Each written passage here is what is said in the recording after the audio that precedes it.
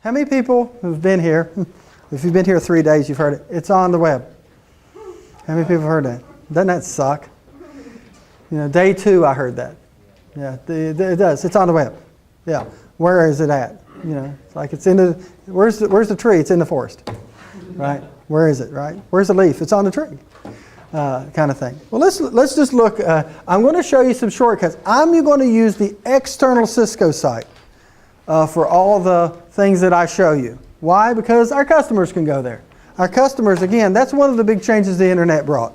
Used to be a salesperson who used to show up, used to bring brochures because they gave information. We go in and talk to customers today, they know as much about us as we know about us, maybe even more. Right? That internet's changed the way the sales game happens.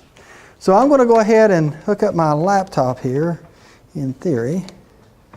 And if I don't get my glasses on, we're about stopped right here. Mean old father time. I wonder if that's going to work. Let's see. Hey, it worked. So, let's look online at our Cisco external website, and I'm going to show you some shortcuts.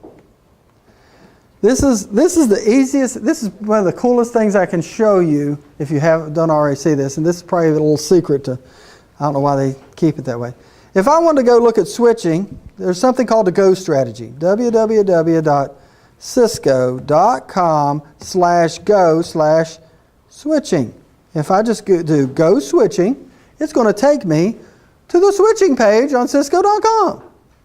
If I want to look at routers, go routers. If I want to look at security, if I want to look at voice, if I want to look at video, it's a Go strategy. Just /go/whatever technology.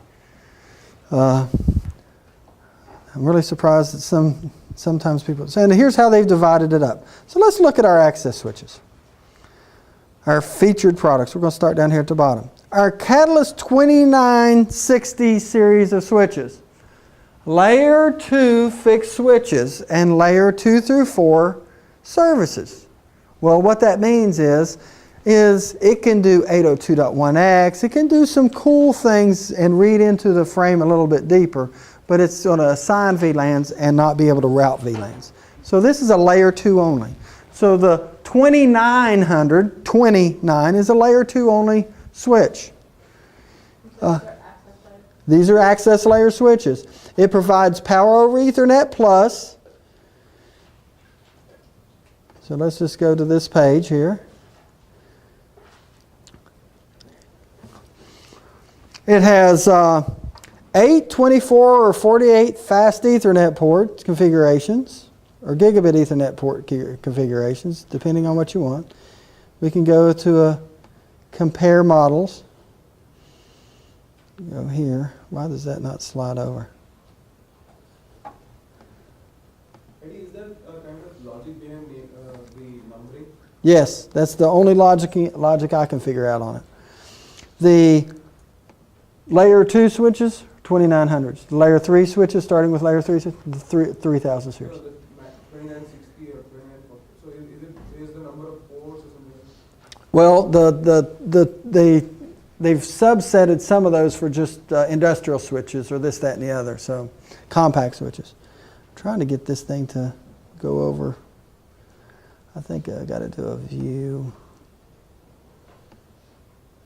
There we go.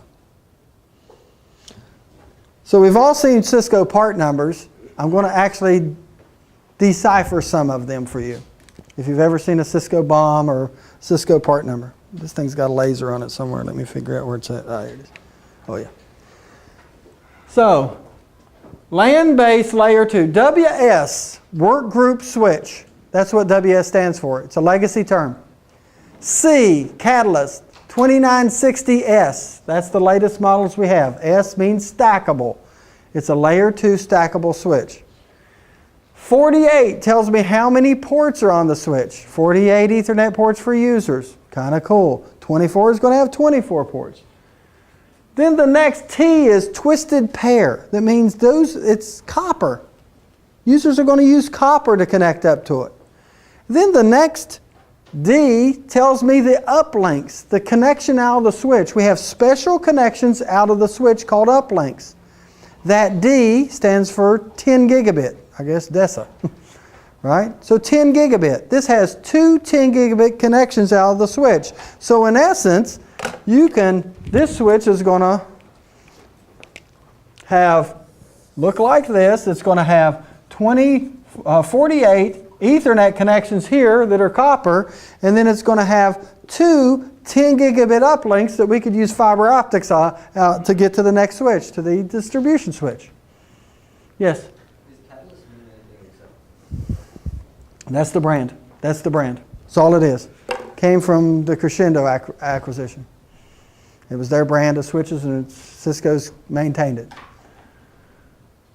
Yes? Can you go through that again? Yeah. T was twisted for copper. Yeah. T is what? T means twisted for copper. D means the uplinks are 10 gigabit uplinks. The only thing I can think of is DESA. Right? Yes. Yeah. Say what? Yes. Yes, is that what it is? And then L means LAN-based software. LAN-based software. It means it gives you the full featured LAN-based software.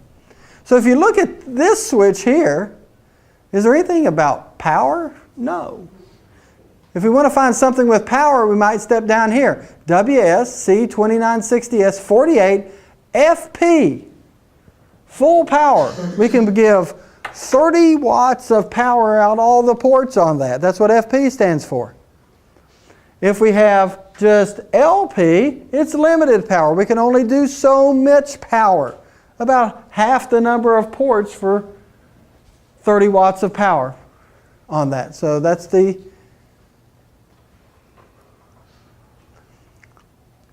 there a cheat sheet that shows you all this stuff? Or No, ma'am. Not that I know of.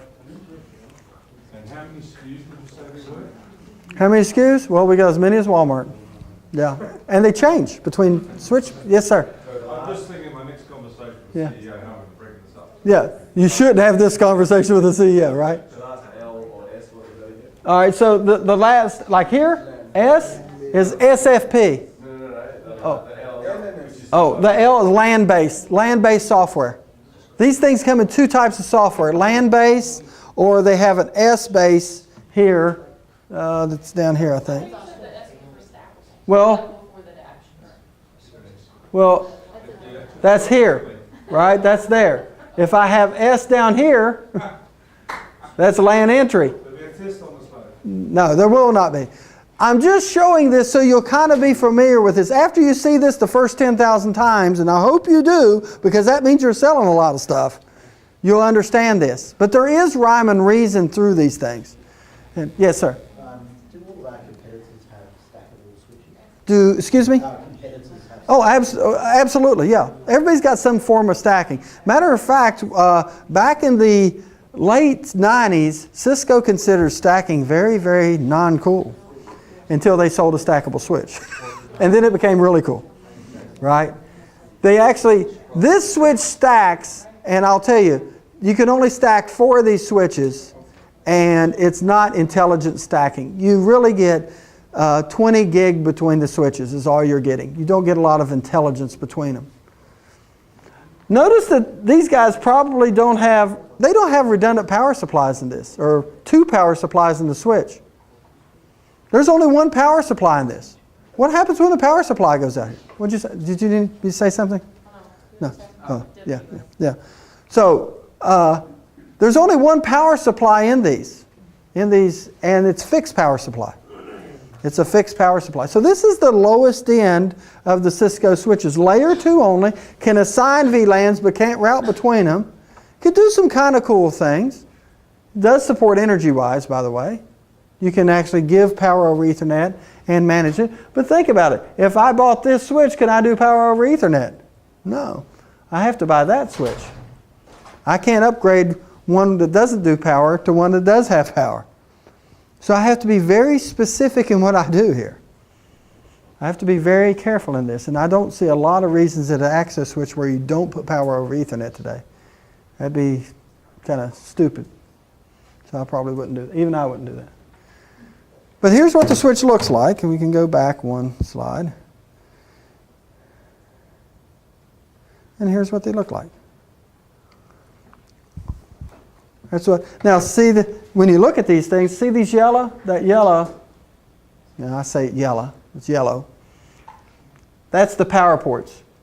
So this one doesn't even provide power. That's a stackable. That's a WS-C2960S-24 port switch. It does. If it doesn't have yellow, it doesn't have power over Ethernet. So you can kind of tell that when you look at the front of these things. Not that I would want you guys to have to go in and look at all this stuff, because that would be a waste of your time for a salesperson. You want to sell a lot, you just don't want to see them. Some you can add to them, right? You can add slots. You're not in these, not in these, not in these. And again, depending on the uplinks that you have here, you can have either 10 gigabit uplinks or 4 1 gigabit uplinks, depending on what you order. This is the lowest end of the Catalyst family, and probably don't want to. Now, how do I get out of this? Smart Alec. It's a pop-up window. Yeah. You'd think he. Control W? Well, not control Command. Well, that might do it. That's Emily. This is Emily here, and this is her friend. And they were going out that night doing something. I don't know what they were doing, but it probably cost me a lot of money. That's all I can tell you. I'm just guessing if I had to guess. So let's go up, step up, and let's look at the 3560X, the 3560 switches. Let's look at what we say about these switches. So, first of all, built into all these switches, the 3000 and above, there's some other things that we've added into these. How about security? What if you want to encrypt all the information from a device all the way through the network? Wouldn't that switch port have to be able to do some encryption? Built into all of our 3500s and 3750, we've actually got MACsec, layer 2 encryption built into it, so it can actually encrypt all the way into the network and even through the network, built onto this. Why is that important? Is that important today? Yeah. Probably not as important as it's going to be in a couple of years for certain things. What if you wanted to encrypt telepresence sessions? What if you're going to have a telepresence session with your CFO? He's going to be talking about an acquisition or something like that. They may require encryption all the way through the network so they can, some kind of compliance or this, that, and the other. These switches are already built for that. Not a lot of use for it today in most cases, but guess what? They're already ready. Cisco sees that's coming, that you're going to have to encrypt it all the way through the network, so they've already built that in there. Again, being able to do QoS, highest non-stop communications with redundant power supplies. So you can order this with redundant power supplies that are hot swappable. So if your customer says my network can't be down, this might be a switch that we look at. Reduce operating expenses with EnergyWise. So we have EnergyWise in this. Supports IPv6, power over Ethernet. Let's see what else they have in here. Best place to find information is like the data sheets. If you've ever seen a data sheet for some of Cisco's, here they are.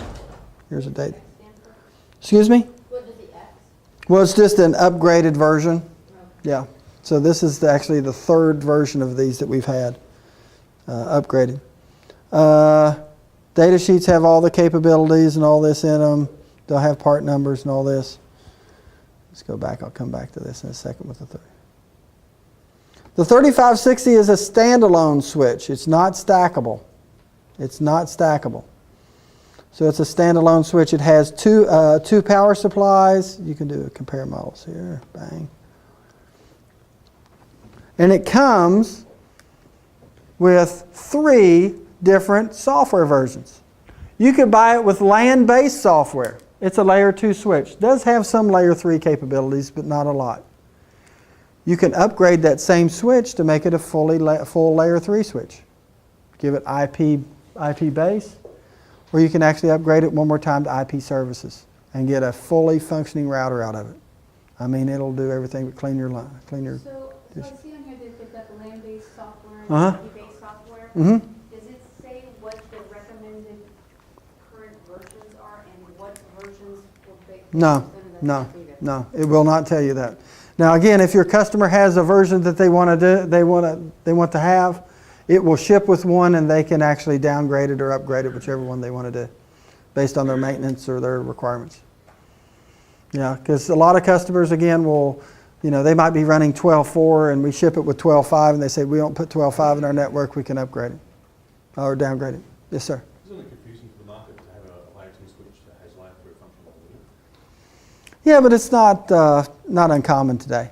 It's not really uncommon. Yeah, most people say switches. Well, to me, I wouldn't even sell a customer if they did a layer 2 switch. I want layer 3 at the edge. For video, for multicasting and all this, there's so many uses for it. Security. So what would be a layer 2 application? If I have 50 small sites that are just going to have maybe 2 or 3 VLANs out there, I'd do it that way. Just do all my routing of that and the router. Like a very rural school system, or even 10 or 15 people in the office. That's probably what I do. Yeah. But anything other than that is probably going to be, yes, sir. Eddie, the different part numbers that Mm-hmm. reflect the IP-based, LAN-based, or IP services, Mm-hmm. you sort of implied that you can buy the software license. Yes, after yes. that, so that effectively changes the model. Exactly, it does. It does. You can order one, right? So I can order a LAN base, and then I can order an upgrade, about $2,000, and then make that a S, right? That's what you can do. So it's in essence buying a different switch. Or you could just buy the S anyway, right? So, but you would in essence change the part number of the switch that you had. Again, the one of the other differences in this is it actually has a modular uplink. If I click right here, I think I'll see it. That has a modular uplink on these where you can actually go from 4 1 gigabit to 2 10 gigabit. So it's actually got a little bit of modularity to it in the 3560s. So these are 4 gigabit Ethernet uplinks to go to another switch. But what if I want a 10 gig? What if I'm rolling out video and those 4 1 gig pipes are only giving me 4 gig between my big switch and my distribution switch and this switch, and I need more bandwidth? Guess what? I could swap this out and put 2 10 gigs and get 20 gig between those switches. So it'd be much significantly more bandwidth.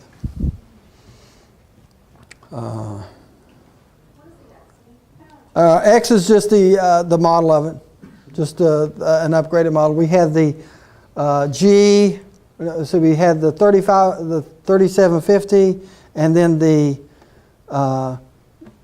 G model, and now the X model. It's just an upfitted switch we have. The 3750 is my favorite switch of the standalone family, and you'll see why here in just a second. 3750 has the same kind of services on it, power over Ethernet, all QoS and all this, but it's actually stackable.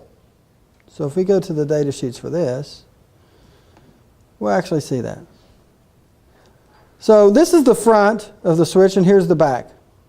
Notice in the back of the switch, we have these cables here. That's intelligent connectivity. These look like independent switches, but actually one of them will be elected a master switch and run the whole show. It'll control all the routing tables and the CAM tables and the switching tables for all 9 switches in the stack. It gives you 64 gigabits between the switches and everything there. You'll notice this stack here, this is something very unique to Cisco as well. This is called power stacking. The power supplies in this switch actually are accessible and could provide power to another switch in stacks of 4. So in essence, I might reduce the number of power supplies that I buy in switches and actually just use this. So I could actually take that power supply out and that power supply out and let these others be failover for that one. So I might reduce the number of actual power supplies that I use. You can only stack 4 for power stacking. You can stack 9 in this. So it's very unique what Cisco's done here. Nobody else does that, this power stacking. And that means that if I hook a device in here that needed power over Ethernet, but the power supplies on this switch couldn't give it to me, the power supplies on this would give me that power across that bus. So it's a maximum of 4. In a stack of 9, I usually do 3, 3, and 3. Yeah, that's what I would do. Yeah. But it's not a limitation from Cisco. It's actually the amount of electricity we're sending across there. It's the electrical, because there's a lot of juice running across this. You don't want to get across that. But this again has dual power supplies and dual fans, hot swappable on there. So it actually provides, and it comes in IP base, LAN base, IP base, and IP services. Let's go back to switches. Let's look at our distribution switches.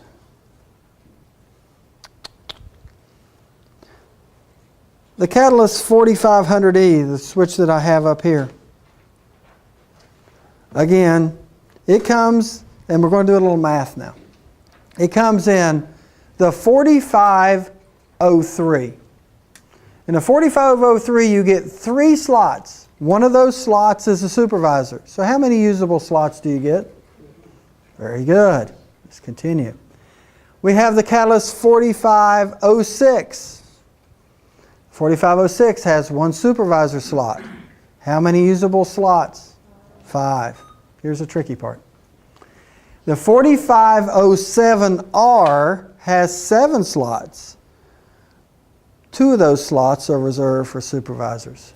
How many usable slots do you have? 5. 5. Yeah. You can't use it for anything else. Now, why would we have that? And why would you sell a 4506? That's my question. If you don't have to worry about redundancy, maybe you have 2 different switches, maybe buying redundant switches. Maybe that's what you want to do. What do you think the price difference is between the 2? Yeah, but you know what? I'd rather have the slot, not need it, than need the slot, not have it. That's something to think about. The difference in price in the chassis is right at $1,000 list. So I mean, unless there's if you see a 4506 go out, you got to figure out what the heck are you doing. Same cards and everything. I'd rather have the 7 and not use the slot than, because eventually you're going to come back to it. Do you think there's going to be more data, more requirements for reliability on the network in the next 2 or 3 years? Then probably more. Every day it's more. So it might be something that you look at. Now again, there are service providers, there are customers who've only qualified certain things in their networks, and that's what they have and everything. But I'm finding it less and less of a real reason for that. Obviously there is, because Cisco keeps pushing them out the door. And then we have the 4510R that has 10 slots. 2 of those slots are actually for supervisors, so you have 8 usable slots, and that's what we have up here. That's what I showed you up here.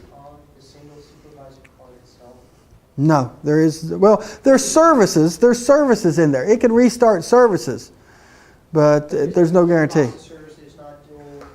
There's dual processors and everything, but still, it's going to be in the services, because the Linux core, what it will do is if a service fails, let's say EIGRP services fail in the router, because it'll do routing, full routing. EIGRP services fail, it will try to restart those services on that card. It'll automatically try to do that. The rest of the card will work, but you're not updating your routing tables. That's not good, right? Yeah. The entire, it's right, unless you have a redundant switch, redundant supervisor. Yeah, absolutely. And what about EMS for this? EMS as far as? System for protecting. Oh, absolutely. I mean, it'll integrate with any of the solutions you want, SNMP or whatever based. Absolutely. I mean, and matter of fact, this is the one platform, because it's a Linux-based platform, you're going to see there's actually a couple of third-party applications that'll run on this thing in the Linux, and you can do some kind of network management and stuff like that in it, on the box itself. So if there's a card failure on this, You would get notification. Oh, absolutely, absolutely, yeah, oh, absolutely, absolutely, yes, yeah. I mean, it'll give you temperature warnings, it'll give you anything you want, anything you want. It's got a whole we got a whole plethora of things it'll do. You can have it tell us when the threshold gets above, if its threshold is, 80 degrees centigrade for shutdown, you can say when it gets above 50, 60, 70, you can put all the thresholds you want and it'll tell you. It can tell you anything you want. 4500 is Cisco's distribution or core switch that today. And again, it supports up to 860 gigabits per second.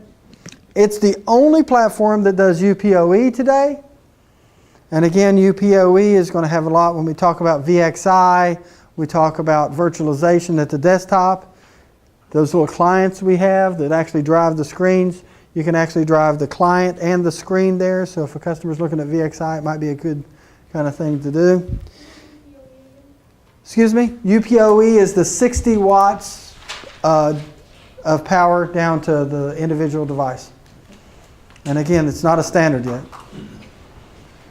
Is that across all ports on the switch? Depending on your power supply. Depending on your power supply. You have to think, if you're going to do 60 watts across all that, oh my God, you better have like a nuclear generator somewhere close to you. I know I think what they've done is they can do it on like 24 ports of a 48 port now. So, but it's still it's kind of scary to think that much power is going through these. The 6500. Remember way back to this morning, and I was talking to you about the that SSL offload? We acquired a company. Guess where you think that went into? Catalyst 6500. Still a very unique switch. It's the only switch in the world that can have all these really cool things that go in it. I want to show you some of the things that will go in this, besides the supervisors and all this. Here's some of the it supports 40 gigabit and will support 100 gigabit of throughput connectivity. But I want to do service modules. What's the meaning of the 6 series? The 6500s?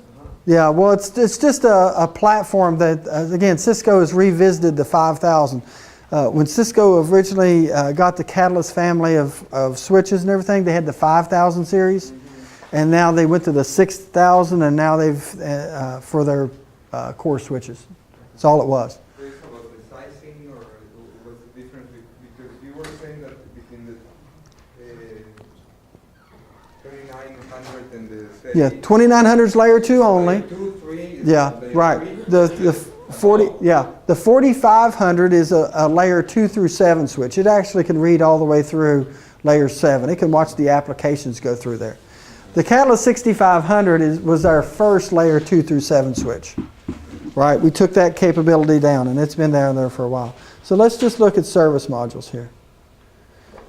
Again, the ACE. The ACE does server load balancing and SSL offload in the box and can virtualize inside of this box. So it's like taking a separate box and putting it inside of it. This thing's a switch, but it's got a router inside of it, but it does this as well. You can do firewall services, intrusion prevention, VPN services, network analysis, wireless LAN controller goes inside of this box. It does. Separate modules, or There's separate modules. There's separate modules that go in it. There's separate modules that go in it. not by default. Not by default. We can choose one. Believe me, we're very proud of these modules. If you look at the prices, you'll see why. We're very proud of these modules. For example, a firewall services module could be $30,000 easily. Our ASA service modules about $35,000, I think, list. This is a build-it-yourself switch, right? Yes, it's a build-it-yourself that does more than just switching, more than just routing. It does a lot more than that. It's the only device in the industry that does this, even today, to do all these services. Nobody else still does this. It was unique in 2000, and it's just as unique really today with all the different things it can do. Again, it's a little long of tooth, been out there for a while. Cisco's going to support it for another 4, 6, 8 years, whatever they're saying and everything.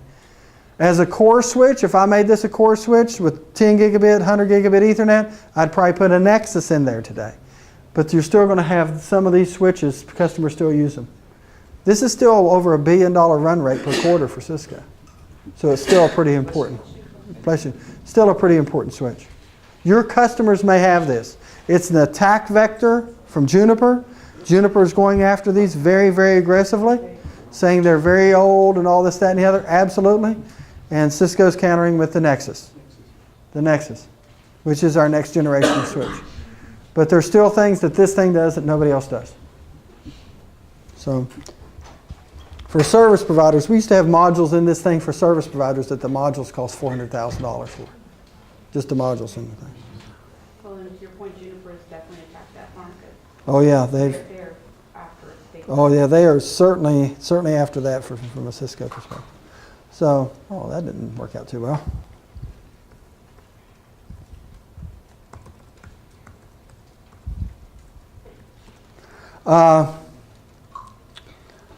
Let's see what else.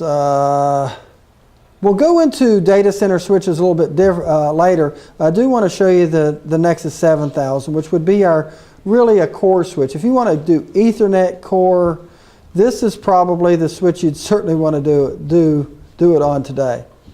And it comes in several models, 4 slot, 9 slot, 10 slot, and 18 slot switches.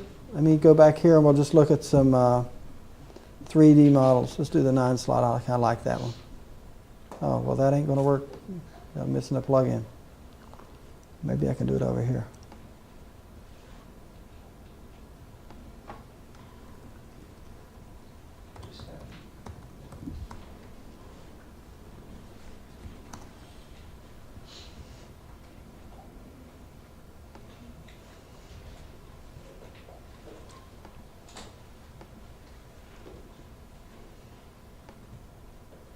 No, still missing a plug-in.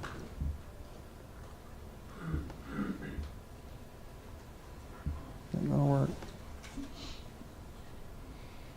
I have to get that plug-in and load it. Anyway, we'll look at this switch in data center again. But again, it comes with fabric modules on the back, so you can actually add fabric capacity between all the modules up to 15 terabytes on this. So it's a pretty unique switch. If your customer's got a core switch need, it's probably Nexus today. Probably Nexus, then the Catalyst 6500.